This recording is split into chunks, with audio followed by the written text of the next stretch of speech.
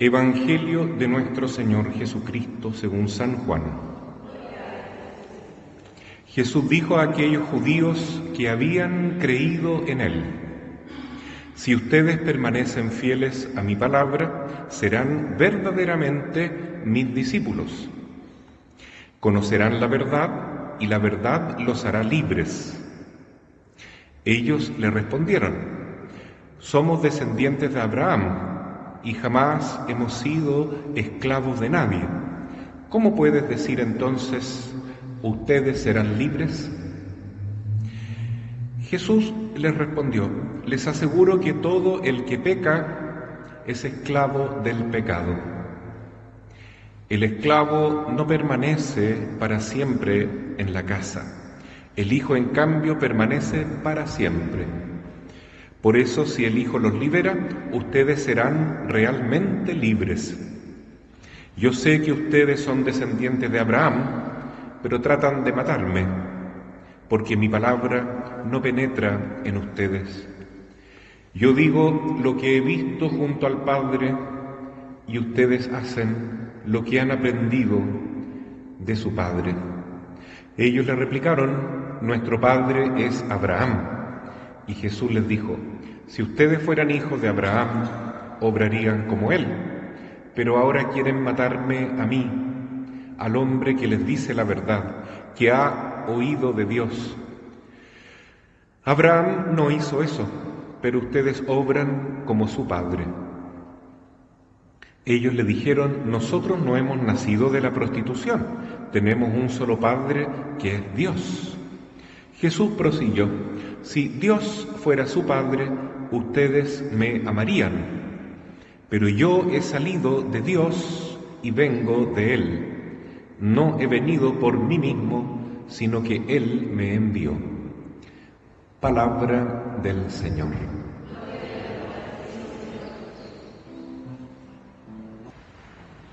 Queridos hermanos, hoy día nos toca reflexionar un tema muy fuerte, y es que puede haber personas que creen en Jesús y al mismo tiempo sean anticristianos, anticristos, por decir así.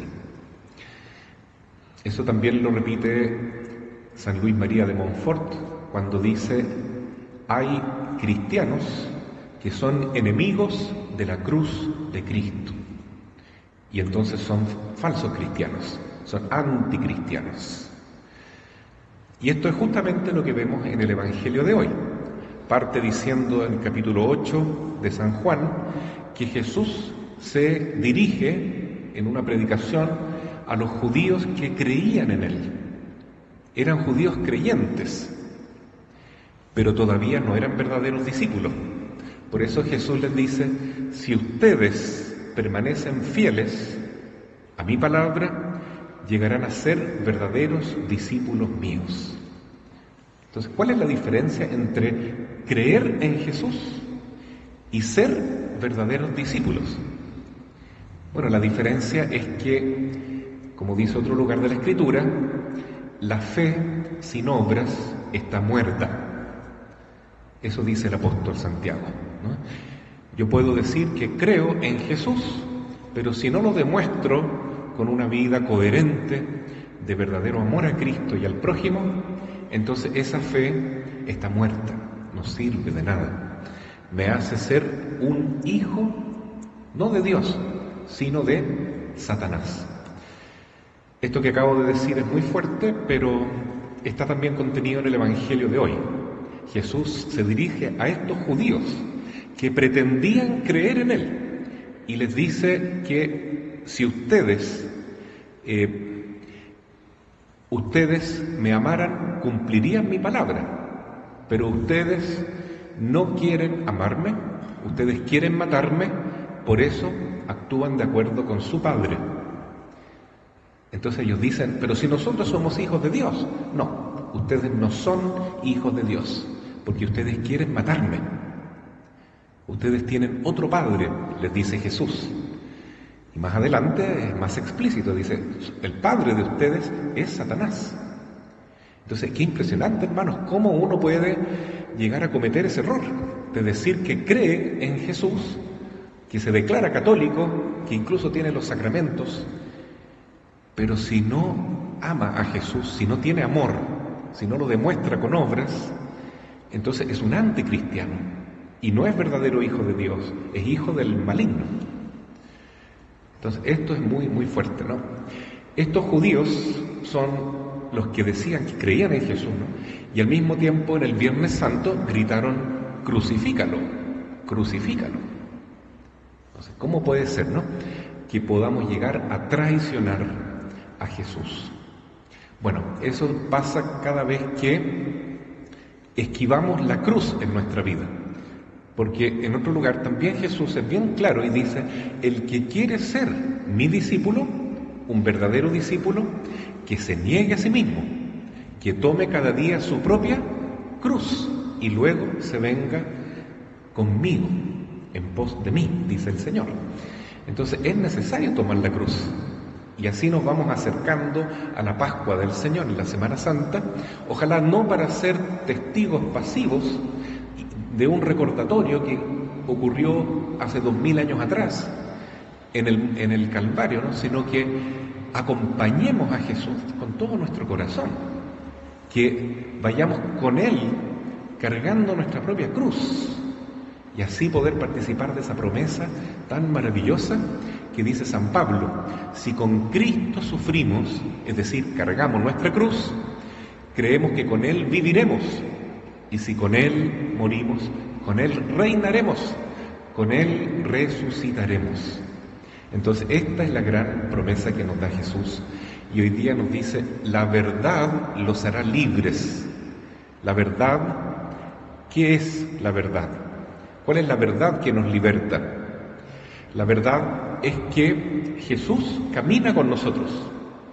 Él dice: yo estaré con ustedes todos los días, hasta el fin de los tiempos.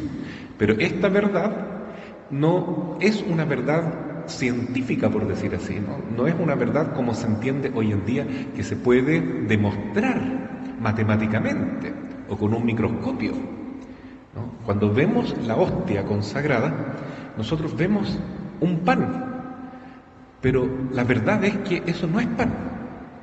La verdad es que es el cuerpo de Cristo. La sangre de Cristo está presente también en la Santa Eucaristía. Cuando nosotros vamos a la capilla de adoración perpetua, cuya fiesta ahora vamos a preparar, 6º aniversario de la capilla, que se llama María Reina Eucarística, nosotros estamos ahí delante de la verdad.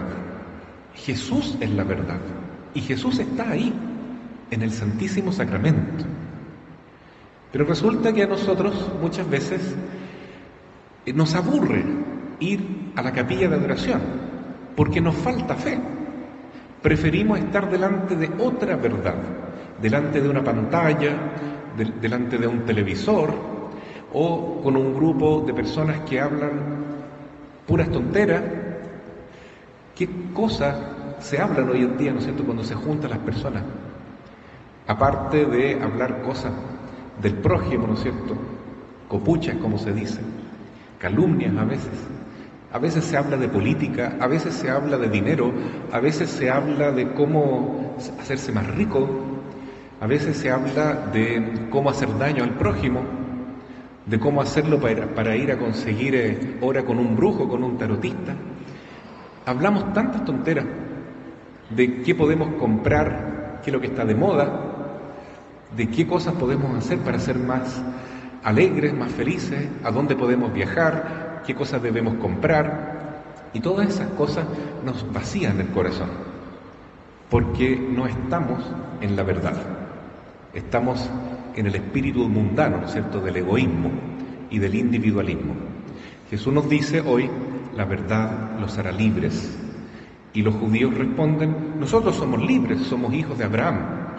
No, ustedes no son libres, dice, porque son hijos del pecado. Y el que peca es esclavo del pecado. Y esa es la pura verdad, ¿no? Alguien puede decir: mi verdad es que yo cada día, sin que nadie me mire, cuando los niños se vayan a dormir, me voy a tomar unas copitas de trago, de whisky o de pisco. Y nadie me ve, pero sí alguien me ve, Dios me ve. Y entonces, ¿qué ocurre? Que me voy haciendo esclavo del pecado. O el pecado tan recurrente hoy en día, que está masificado, de la pornografía, que ni siquiera se puede decir que es recurrente en los jóvenes, sino que también en los adultos. Qué terrible, ¿no es cierto? Y después de eso, ¿qué se dice? No, es la última vez. Pero cada vez que uno peca, cada vez que uno roba, cada vez que uno comete adulterio, cada vez que uno miente, cada vez que uno hace algo que ofende a Dios, quedamos más débiles, hermanos. Quedamos más predispuestos a volver a pecar. El demonio nos va amarrando, nos va apresando con sus garras y no nos deja más salir libres. Entonces, por eso Jesús dice, el que peca es esclavo del pecado, esclavo e hijo de Satanás. Y la verdad los hará libres. ¿Cuál es la verdad? La verdad es Jesucristo. La verdad es que no hay amor más grande que este Dios hecho hombre que se entregó en la cruz para salvarnos, que en cada Santa Misa nos actualiza este misterio, nos hace presente nuevamente que Él está ahí, entregando su sangre por nosotros, que nos está diciendo, mira, yo te amo tanto que a pesar de tu pecado, a pesar de tu miseria, yo te veo como un hijo de mi Padre, tú eres mi hermano y yo te amo. No te juzgo, no te condeno, sino que me estoy sacrificando por ti. Pero por favor, tú respóndeme con el mismo amor. Esa es la verdad. Jesús está esperando que nosotros le digamos, Señor, dejo atrás todos los ídolos, como en la primera lectura que escuchamos del profeta Daniel, las idolatrías de este mundo, ¿no es cierto? En la época del rey Nabucodonosor, siglo VI antes de Cristo, el pueblo judío está exiliado en Babilonia y a este rey no se le ocurre nada mejor que levantar un ídolo, una estatua de metal fundido. Y todos tenían que postrarse delante de ese ídolo que quizás representaba el poder, el dinero y justamente la honra que tenía el rey Nabucodonosor. Y cuando pasaba el profeta Daniel, por supuesto que no se arrodillaban, no se postraban delante de ese ídolo. Entonces alguien fue a acusarlos al rey, y el rey Nabucodonosor, escuchamos claramente la lectura hoy día, ¿no? Se enojó mucho, montó en cólera, mandó llamar a Daniel con sus dos compañeros y los metió en un horno de fuego, Y vean la fidelidad de Dios.